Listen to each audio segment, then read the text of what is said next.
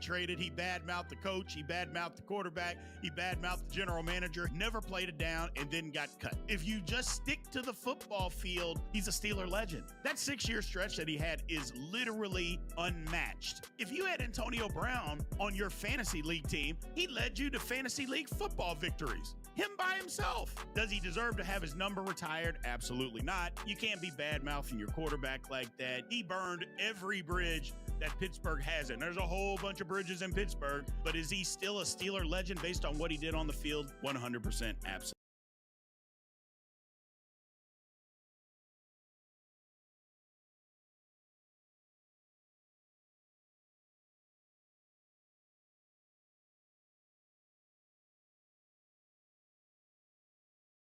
Welcome to Big B Daily. No frauds allowed.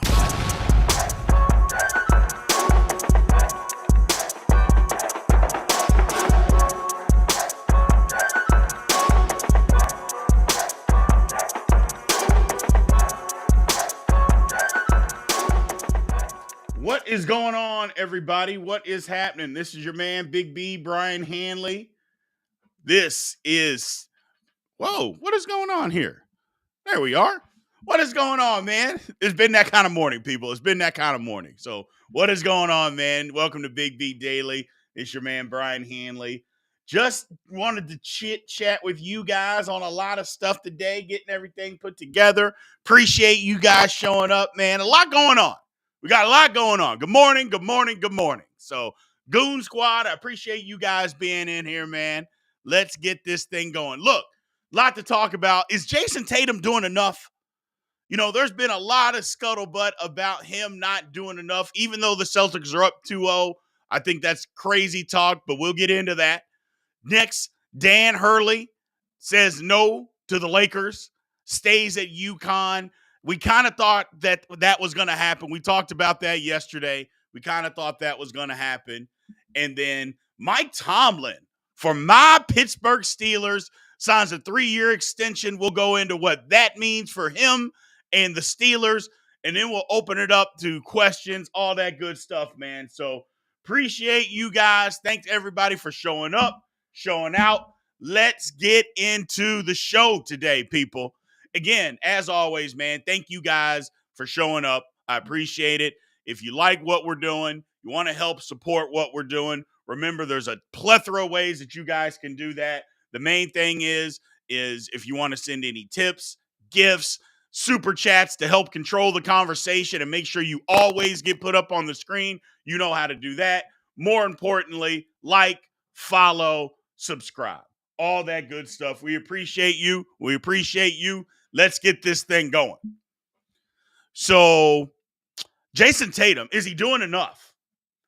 You know, I think it's crazy that people are saying that he's got to score more. Now, is he the superstar? Does he want to be known as the top 5 player in the league? Okay, if you're wanting to be known that, you got to score more than 16 points a game. I agree with that. But they're winning. So there's one thing. Last game, he just missed a bunch of shots. I mean, he missed open shots. He was missing layups. There were shots that Jason Tatum usually makes, he was missing. So there's that. But is he doing enough? I mean, what did he have? 11 assists, something crazy like that? Last game, I think Boston loses if Dallas plays better. Because you know how Boston's wanting to give you a game. And Tatum was a part of that because he didn't make any shots. I expect him to make a bunch of shots on Wednesday night. I think Jason Tatum comes out on Wednesday and lights up the Mavs. Now, whether the Mavs win or not, that's a different conversation. But I think he's doing enough. Somebody mentioned that he's on cruise control. I don't think that's out of the question. I think he's like, you know what? I don't need to get in the way. We're winning. I don't need to try to force a bunch of stuff. Let's just continue to win. Let's just continue to win. And if he's not the finals MVP, does that really matter? I mean, it would be nice if he was, but does that really matter? And the next thing is, as far as Jason Tatum, you know, this would be, now here's the flip side of that. Take devil's advocate.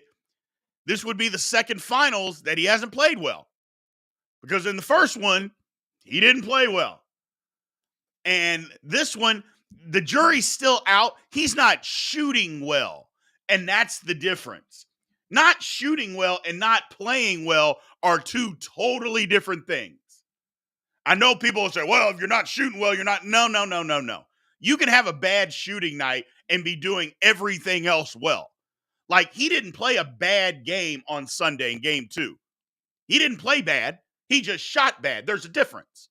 Like, he wasn't forcing shots and all this kind of stuff and turning the ball over, because in the finals, the previous finals that he played in, that was his problem. He had 1 million turnovers.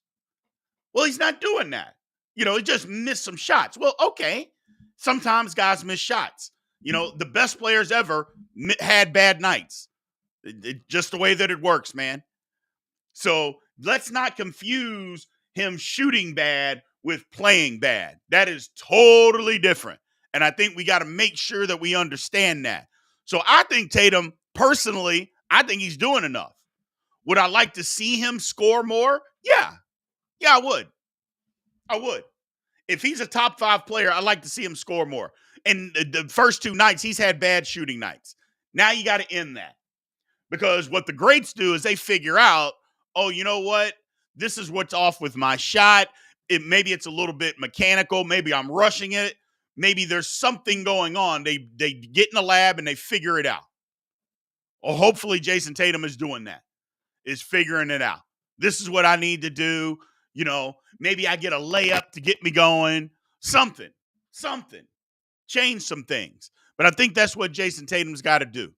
But I think he's doing enough. Let's get to a comment here. My man Pat Cockrell here. He said, I'm all for superstars and holding them to a touch of a higher standard. But man, what happened to win as a team, lose as a team? The Mavs are a prime example. Luka can't do it alone. That couldn't be said any more perfect, my man, Mr. Cockrell. Couldn't be said any more perfect. They're winning. And again, look, nobody said that Steph Curry wasn't a good player when in 2015, when they won the title, he wasn't the finals MVP, although he probably should have, but he wasn't. And nobody said, oh, well, he's not that good of a player. That didn't happen. So I don't think the same thing should happen with Jason Tatum. Now, I think he's got to score some more points. He just can't have a bad shooting series. But a couple of games, that's what happens. Now you got to figure it out. Especially when I think the Mavs are going to make a change. I think Tim Hardaway Jr. is going to end up playing a lot of minutes coming up here in Dallas. I think he's going to get a lot of minutes because the Mavs got to get some offense. They got to get some offense. They can't keep doing what they're doing and expect to win any games at all. That's just not sustainable. What they're doing is not sustainable. So they got to figure out a way to get some more offense, get some guys on the court that are going to make some shots. And right now, the guys that they have aren't doing that. But I think Jason Tatum is doing enough. So he's special, not transformational. Talking about Jason Tatum, I 100%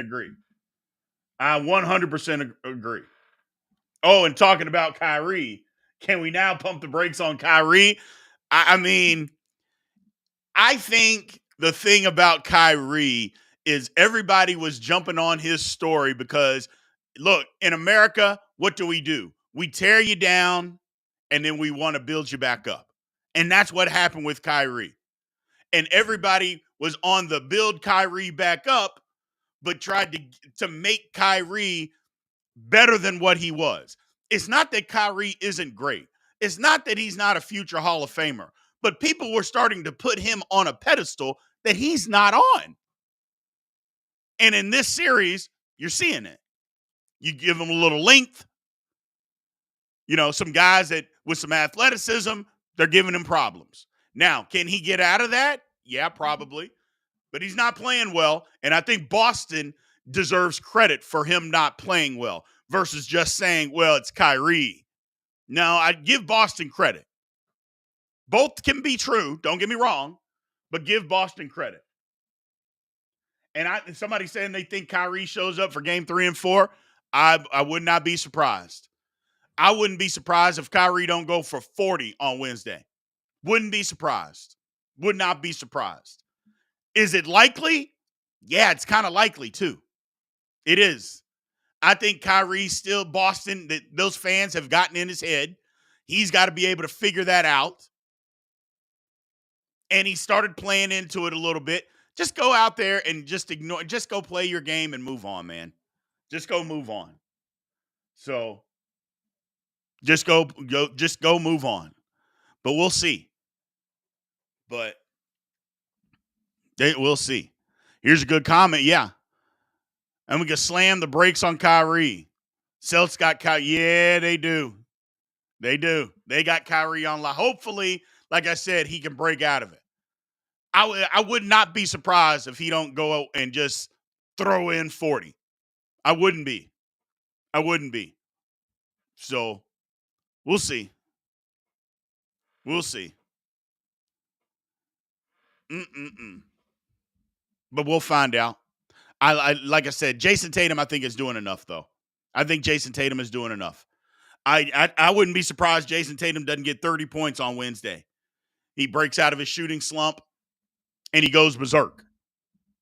Now, when he goes berserk, the difference is somebody else isn't going to score as many points. Like, if Jason Tatum, does he take points away from Jrue Holiday? Maybe. So I don't know that the Celtics are going to score more points. It just the points may come from a different place. And I don't know that the Celtics are going to shoot. That was why I said game 2 was the game the Mavs should have won. The Celtics shot horrible. They shot horrible. And yet they still won the game. So we'll see what happens, man. We will see what happens. Boston defense beats a dribbler. Yeah. You can't, you got to have ball movement. And that's the problem right now with the Mavs. They don't have a third scorer on the court. PJ Washington's not making any shots. Tim Hardaway, they've decided they're not going to play him. And so they're basically on the offensive end, it's 3-on-5. And what are you going to do? And what are you going to do? Plus, Boston made a great move. They put Jason Tatum on a big guy who can't score. Okay, go ahead and run the pick and roll. Well, Tatum's standing there to guard Luka or Kyrie on the pick and roll with the big guy. So now what are you going to do? And then you say, well, Porzingis and Al Horford is guarding DeJounte Jones. Okay, well, but Jones can't dribble and he can't shoot. So they're willing to leave him wide open, and he can't do nothing on the offensive end. He can't do nothing. So we'll see. We'll see. It's a bad matchup for the Mavs, but I also think Jason Kidd is not helping himself because he's saying, okay, let's put all this defense out here. You're not going to be able to stop all 5 guys from Boston no matter what. You got to put up some points, and he don't have enough scorers on the court. Like, why is Kleba even out there? He's not a great defender, and his shoulder needs surgery, so he can't shoot. I don't blame him for not being able to shoot. The man needs surgery on his shooting shoulder. You see him out there with a brace. He can't even lift his arms above his head. And you're asking him to make 3-pointers? Come on, man. I don't even know why he's on the court. He shouldn't even be out there. He shouldn't be out there. And yet he is, but doing nothing. So Jason Kidd got to do something else. I say go small. Put Tim Hardaway Jr. out there. Go with 1 big. Don't try to go with 2 and see what happens. Get you some scoring, man. Get you some scoring. But is Jason Tatum doing enough? I think Jason Tatum's doing enough. I think he's doing enough, especially the other night. You didn't look at the game and think, oh, man, Jason Tatum's playing terrible. You didn't say that. You thought, man, he's not making any shots. But we've seen in the past where Jason Tatum has turned the ball over 6-7 times in the game, not guarding anybody, making bad decisions. We've seen that. You didn't think that the other night because it didn't happen. He just missed some shots. Guys are going to miss shots. I mean, what we see, didn't Kobe miss 18 shots in a game 7 in the finals? Wasn't he 3 for 20 or something like that? Something stupid. You remember that? And again, he didn't play bad. He just missed a bunch of shots.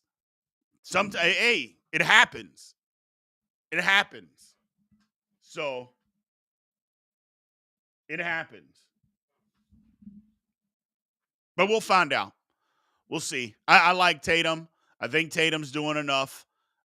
People are mad that he's not scoring enough. I don't know that he has to in this series, to be honest. I don't know that he has to. Now, if Dallas catches fire and they figure some stuff out, that's a different conversation. But the way the series is going right now, hey, man, just relax. No need to press. No need to press. So, no need to press. You're doing just fine. You're doing just fine. He'll be all right.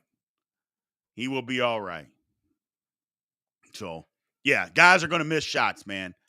Guys are going to miss shots. But if you're doing all the other things and you're playing well, then you'll be fine. Uh-oh. I crashed. Oh, well, it is what it is. It is what it is. Yeah, we're not going to worry about that. Sorry, people. If you're on the other site, sorry. It is what it is. Anyway, let's move on. So Dan Hurley turns down the Lakers. We talked about that yesterday. We've been talking about it the last couple of days. And we thought, yeah, it sounded like he wasn't going to take the job. Remember yesterday we talked about it when he said, he goes and meets with the Lakers, and then he gives an interview saying, well, yeah, the Lakers made a compelling case, and, the stuff that they said, yeah, it's very compelling and makes a lot of sense. I like what they got going on. If somebody's saying that, they're not taking the job. They're not taking the job, man. They're not. They like what you had to say, but they're not interested. And turns out he was not interested. It turns out that Dan Hurley had a lot of conviction because his thing was all about culture. Well, it's hard to preach culture and then go around and go take a higher bag from somebody else. But here's the thought. Let me ask you guys your thought on this, on the Lakers. And I heard this yesterday online, and my first thought was, this is wild. What are you talking about? But then I started thinking, and I'm like, yeah, you're right. The Lakers lowball all their coaches. They lowball everybody. They didn't get, and they try to dictate to you when it comes to a coach who your assistants are going to be. Remember, that's why Ty Lue didn't take the job. Because Ty Lue was like, you're not going to tell me who I'm going to hire to be my assistants. You guys can kick rocks. I don't need this job. And turns out he didn't. So they did the same thing to Frank Vogel. They lowballed him and told him who his assistants were going to be. Did the same thing to Darvin Ham. But then they, to get Dan Hurley to take the job, next thing you know, they offer him $70 million? What is that about? Why would he leave UConn for $70 million? That doesn't make any sense. I mean, at least offer the man $100 million to get him thinking.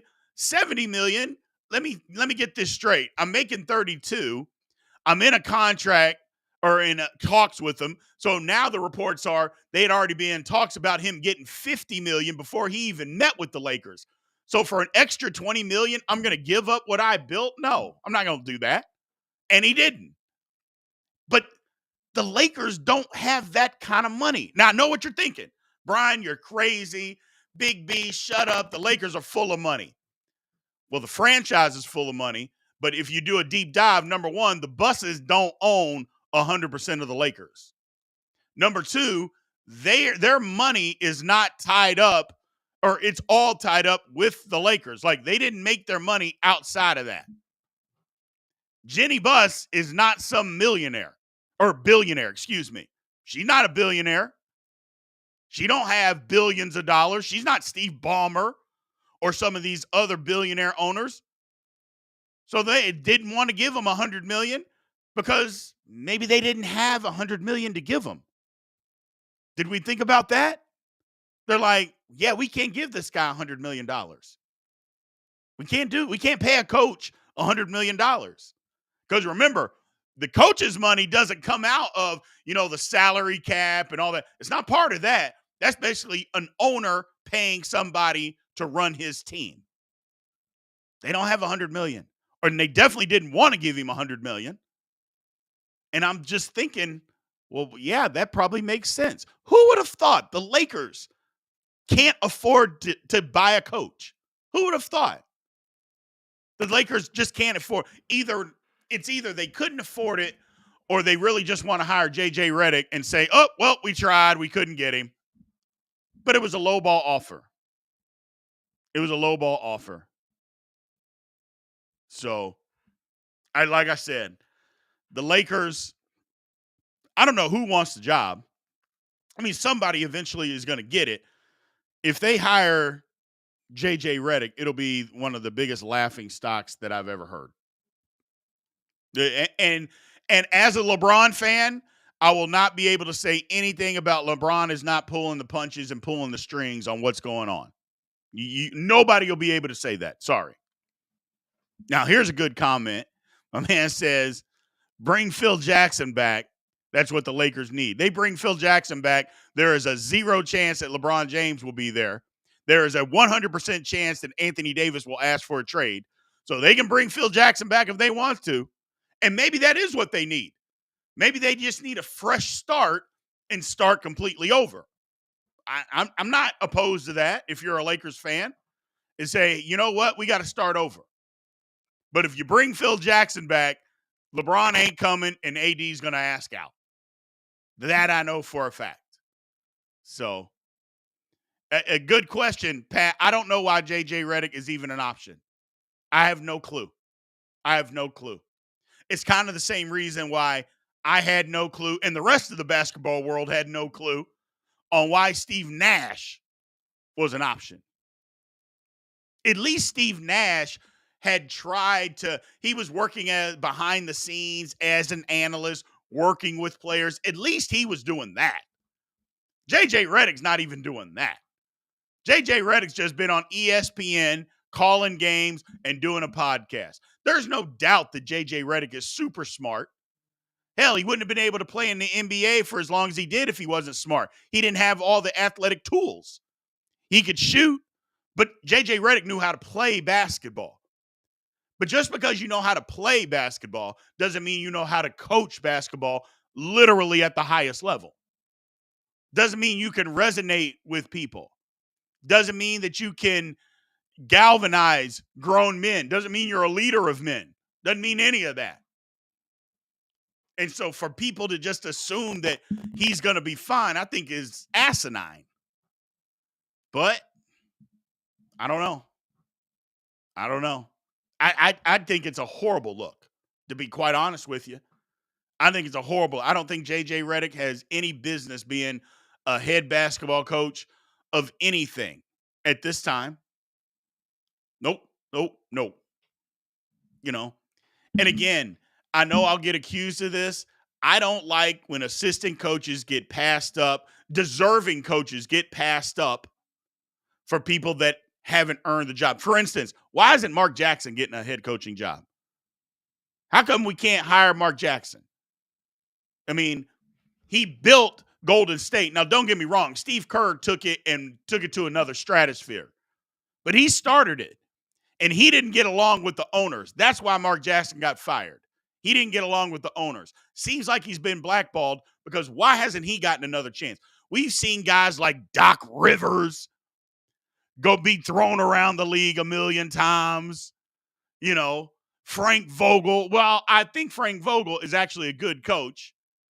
We've seen him get a million opportunities. I mean, we've seen these coaches bounce around and bounce around and bounce around. Why can't Mark Jackson bounce around? Like, why can't he get another job? Although I think he's better on television. I think ESPN made a horrible mistake by getting rid of him. And it's not because I don't like JJ and Doris Burke, because I think those guys are fine. I just thought Van Gundy and Mark Jackson were better. But why can't Mark Jackson get another head coaching job? What's he done?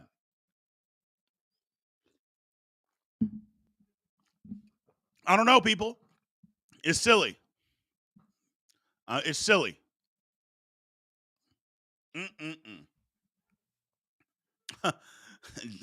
Darren Howard wants J.J. Redick to get the job because he wants him off his screen. Yeah, I don't disagree. I don't disagree. I don't disagree. Like I said, JJ's fine. He's fine. I just don't think he deserves a head coaching job in the NBA. I don't think he deserves that. I think there's plenty. Like Sam Cassell. How long are we going to make Sam Cassell be an assistant coach?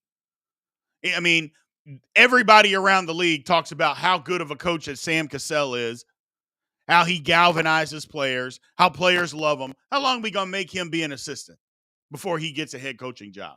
What are we doing? But you can hire JJ Redick? Give me a break. Give me a break. You can have Doc Rivers, Mr. 3-1 Doc Rivers, bounce around the league 75 times.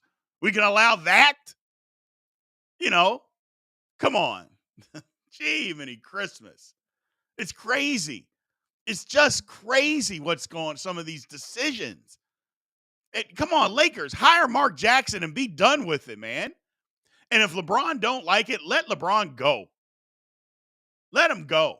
At some point, Lakers, you got to restart this thing anyway.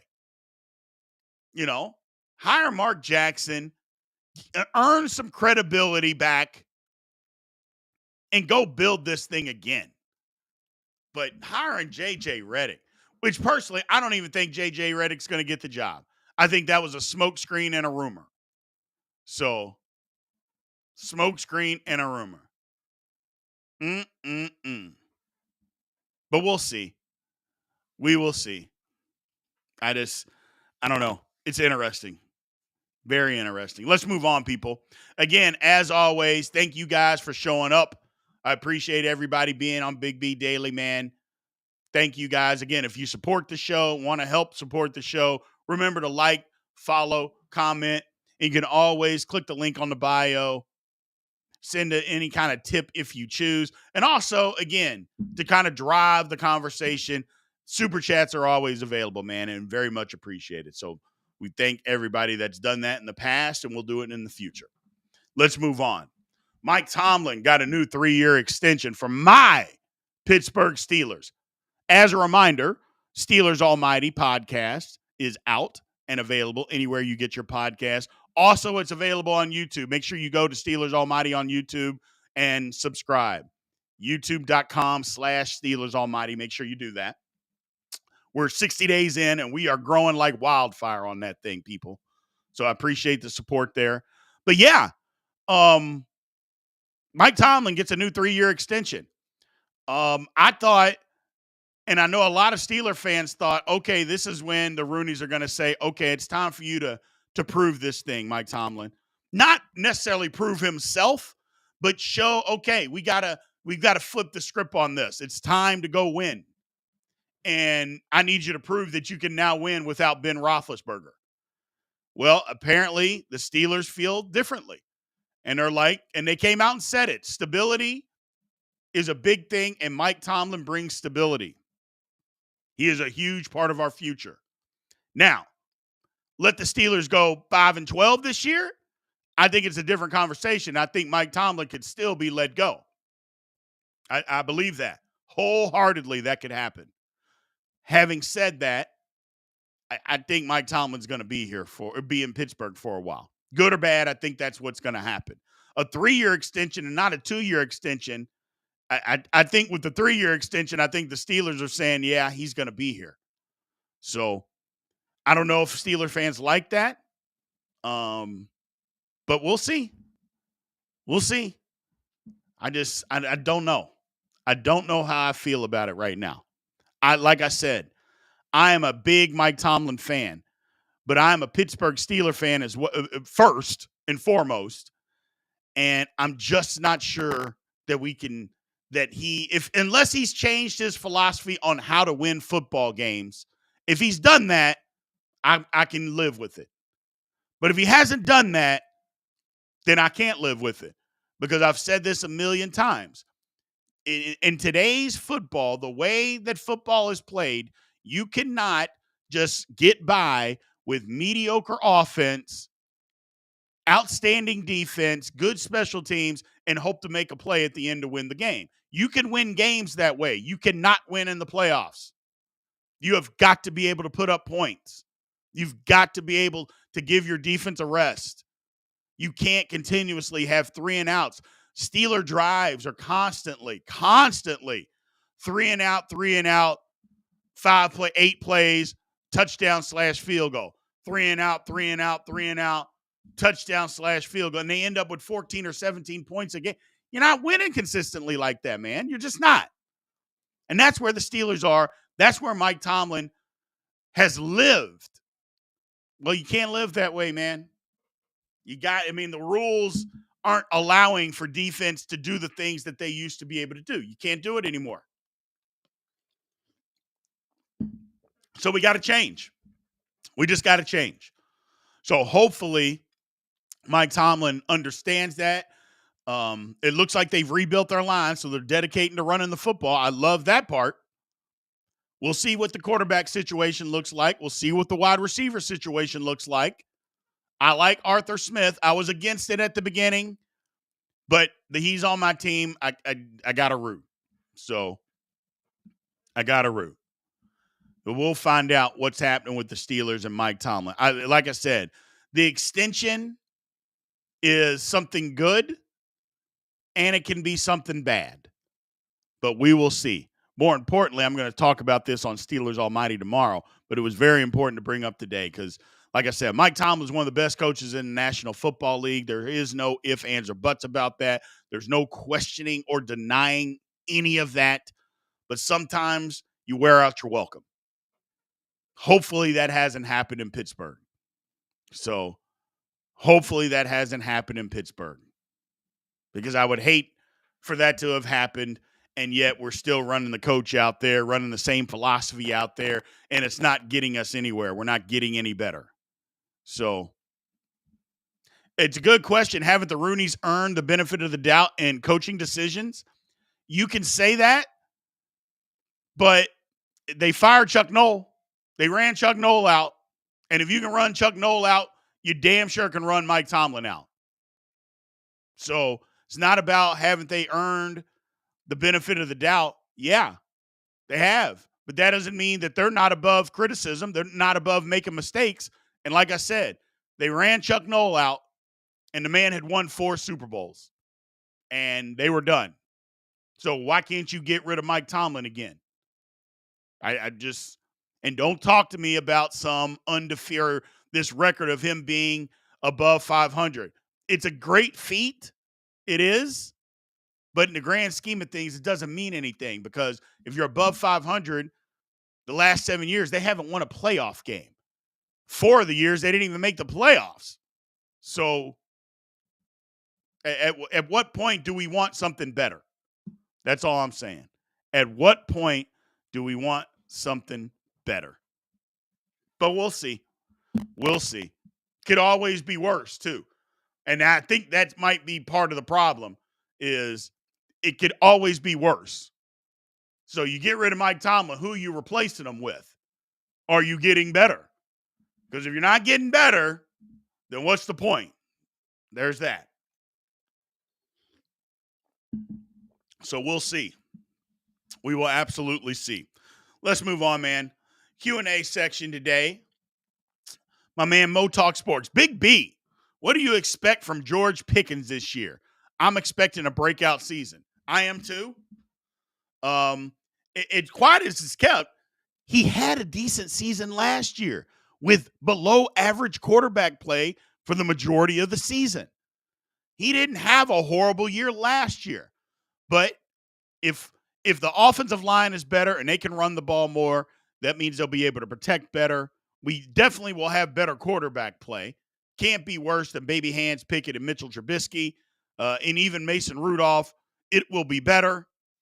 I'm looking for the Steelers and for George Pickens to have a big year.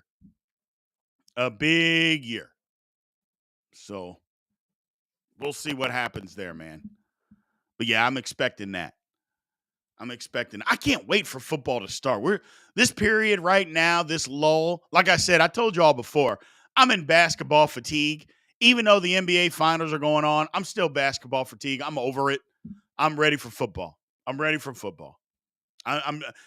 not rooting in baseball. I'm not paying attention because my Mets have been out of it already for a month and a half. And what's the season? 2 months long?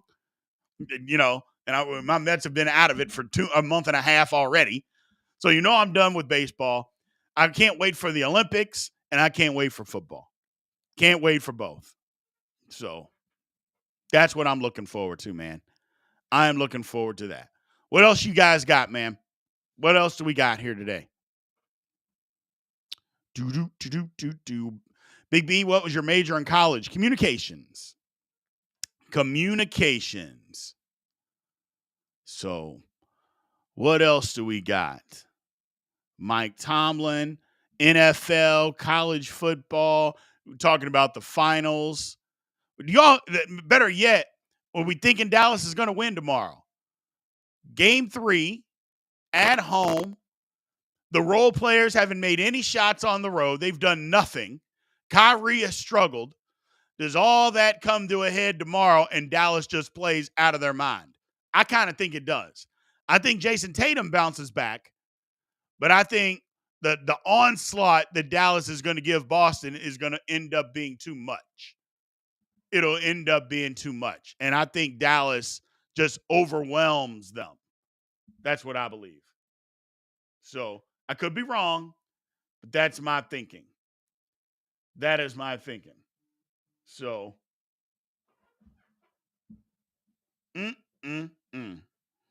either way, let's see. What do we got here?